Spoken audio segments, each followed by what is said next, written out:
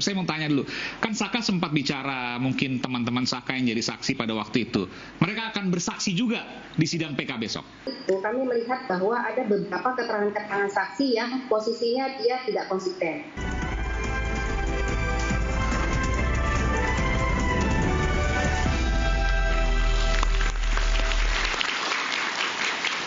Saya langsung menuju ke pimpinan LPSK, Lembaga Perlindungan Saksi dan Korban, ada Bu Sri Suparyati di sana. Selamat malam, Bu. Tadi sempat terputus. Bu Sri? Iya, apakah sudah bergabung Bu Sri? Baik, saya coba ke Saka dulu. Saka? Iya. Selamat malam. Saka besok akan hadir juga di pengadilan PK. Iya. Saka hadir. Saka berangkat jam berapa besok? Kan sidang kalau tidak salah pukul 10 ya?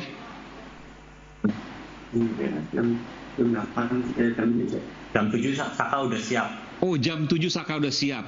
Jadi 3 jam sebelumnya Saka udah berangkat itu. Berapa jam atau berapa lama dari rumah ke pengadilan Cirebon? Kan nggak jauh itu.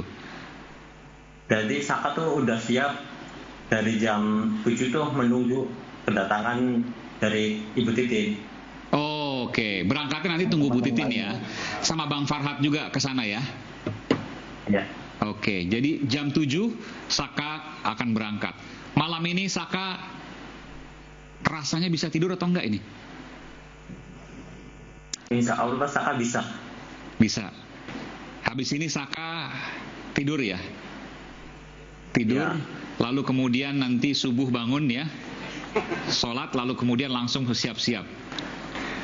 Ya. Apa, terakhir nih pertanyaan saya ke Saka.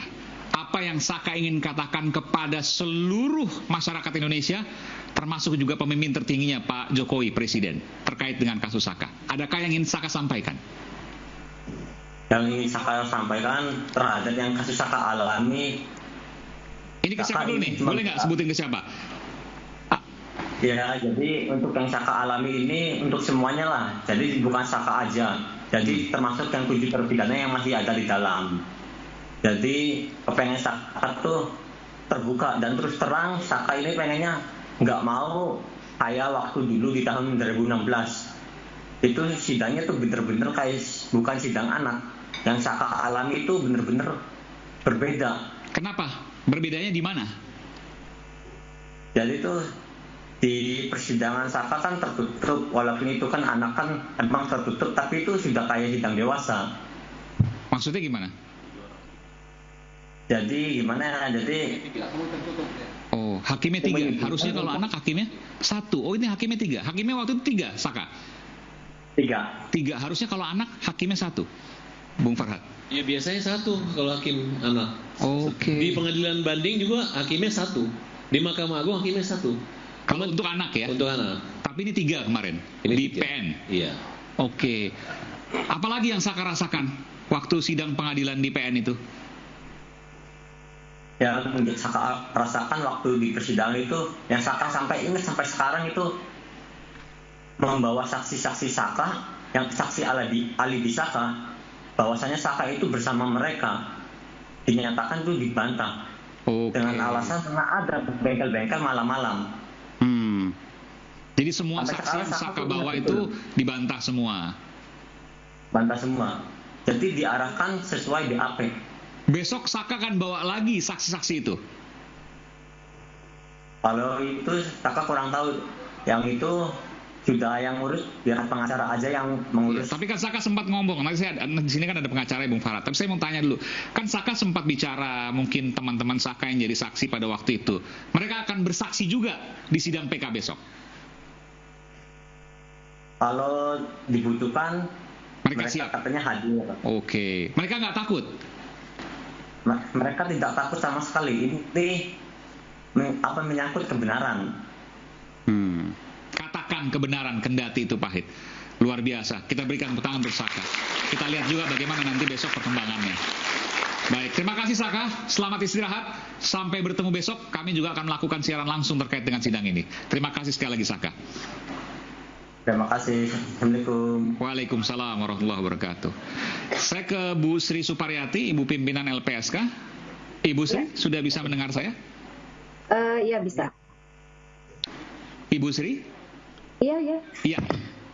Audionya masih kurang jelas, Bu. Baik. Bu, saya mau tanya, ada 3 pertanyaan saya tadi. Yang pertama, apakah penganiayaan atau penyiksaan yang dikatakan LPSK tadi dialami oleh seluruh terpidana kasus Vina? Dari penelaahan yang kita peroleh, iya. Seluruh terpidana mengalami penyiksaan? Iya. Baik. Luar biasa ini.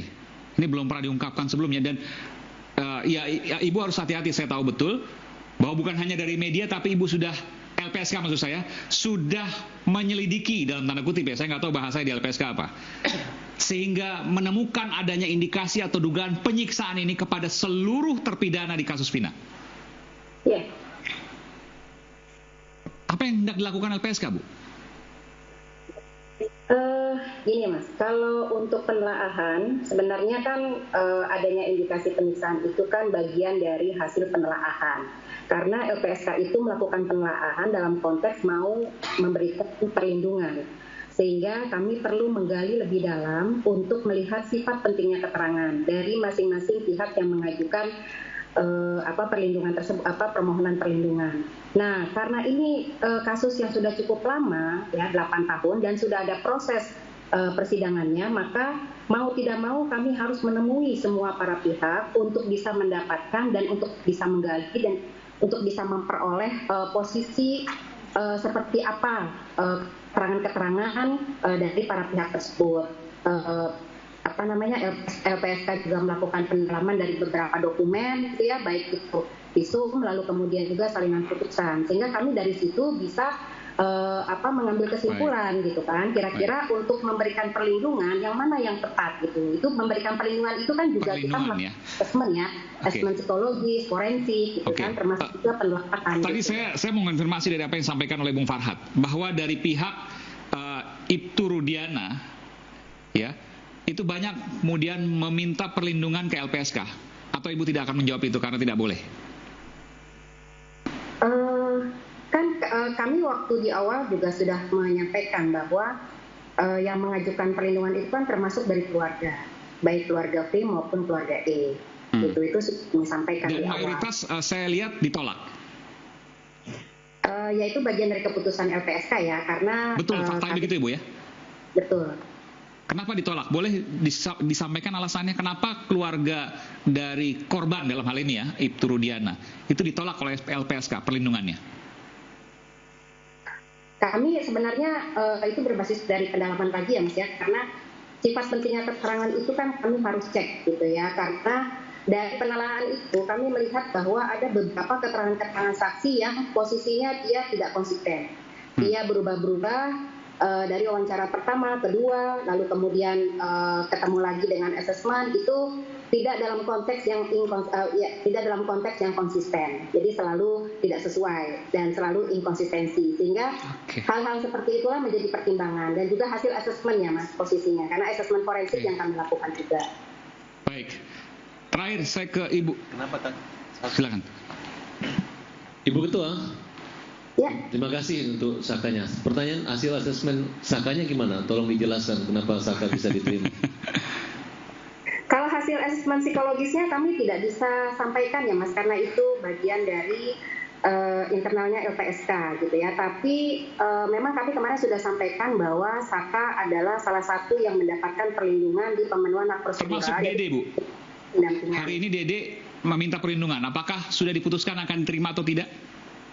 Oh belum Mas, karena Dede baru mengajukannya pagi tadi, dan kami juga masih Dede juga harus, jadi ada beberapa yang diajukan ya Mas, bukan cuma Dede dan keluarganya. Jadi ada formil yang juga harus dipenuhi dulu. Baik, gitu. Ini persyaratan itu ya. Baru ke materi. Yang Saka belum dijawab, silakan diselanjutkan Bu. Kenapa alasan Saka? Yang Saka itu berbasis pada sifat pentingnya keterangan ya, karena yang mana keterangannya itu kami tidak bisa ungkapkan. Tapi diterima ya, diterima perlindungannya. Itu tadi, itu hasil penelaahan secara keseluruhan dari komplit gitu. Jadi once diterima, sekali diterima, maka perlindungan negara kepada yang bersangkutan akan dikerahkan. Baik polisi yang kemudian menjaga, kemudian 24 jam itu Bu ya, itu akan dijaga semua. gini Mas, posisi perlindungan yang kami berikan itu hak prosedural, itu salah satunya pendampingan, bukan perlindungan fisik ya. Itu beda hal lagi dengan gitu kan. dulu misalnya banyak gitu ya, beda ya. Beda Mas. Oke, baik. Yang ini perlindungan terhadap pendampingan. Untuk Saka selama dalam persidangan. Baik, Bu, terakhir Bu, saya bertanya pada Ibu. Ini kan bukan hanya, ini kan sudah 3 tingkatan pengadilan. Artinya ada pihak kepolisian, ada pihak kejaksaan, ada Mahkamah Agung di sana. Mungkinkah LPSK mendapat intervensi ketika melakukan sesuatu di sini? Saya tanya kepada Ibu dan saya berharap bahwa jawaban Ibu yang keluar adalah yang setransparan mungkin, sejujur mungkin. Enggak Pak, enggak Mas, enggak ada. Tidak ada. Dan kalaupun ada, akan maju tanpa melihat kanan kiri atas bawah, tetap strict pada kebenaran. Ya.